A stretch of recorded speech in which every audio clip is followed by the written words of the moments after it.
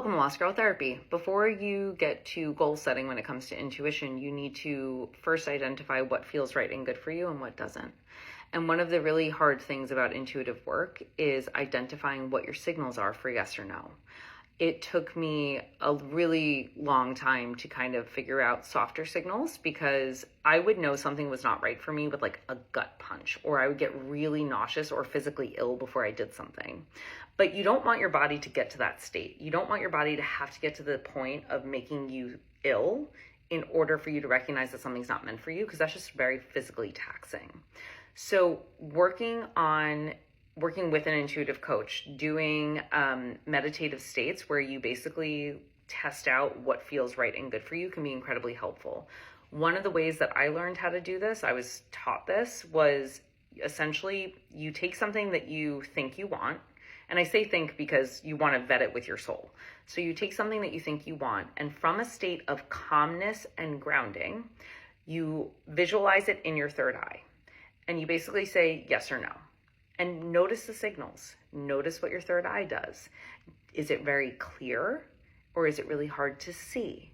Does your body tense up when you think about it, or does it get very excited? Then you take that image and you move it down to your heart. Now, the heart chakra is the space of love. Does your heart respond in a positive way? Does it respond in a negative way? Does your chest get tight? Does your body start to kind of constrict? Or do you notice, oh my gosh, I feel so open, I feel so alight? Then you take that same thing that you think you want and you move it down to your belly button, which is where I imagine the soul is. And from that space, you see what you feel. Does your stomach muscles constrict? Do they begin to make you feel nauseous? Does your soul feel light and bright and airy? For me, a yes in my soul is like expansive. It basically feels like somebody filled my belly up with gold glitter and like, it's amazing. A no for me is a hard X. It's like I get nauseous, my stomach muscles constrict, I just don't feel good. My rule of thumb, which is not everybody's, just to be very clear, my rule of thumb is it has to be 3 yeses if it's meant for me. So yes for the third eye, yes for the heart, and yes for the soul. If it is a no in one of those areas, I go back and I ask why. I straight up have a conversation with myself. Why was it a no in the heart chakra? What is it about that what I want that is not aligned with who I am right now? And this is where you can do fine-tuning work. You can say, I want the white picket fence house. And if it's a no for the heart, go back and say, do I have the wrong location? Is it the wrong house? Am I visualizing it in a manner that is just not aligned with me? If you are looking at a partner, you can change the face of them. You can change the characteristics of them until you fine tune what actually feels good in you.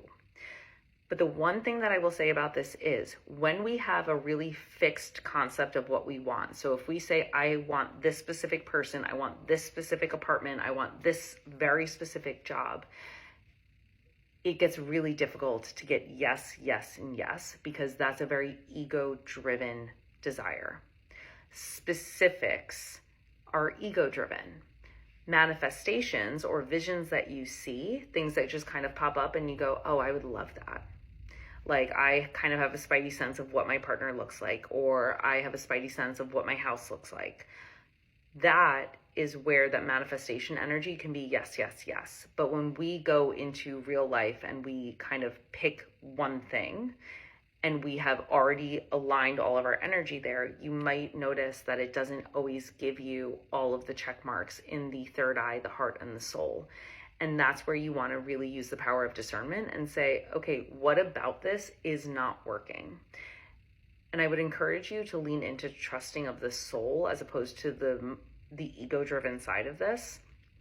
Because in my own personal experience, there have been many things that I've said, I want this, I want this, I want this. And thank God it did not work out. Like, I have multiple stories of times where I have been divinely protected or just guided in a different way for very good reasons that I had absolutely no awareness on before they came to fruition.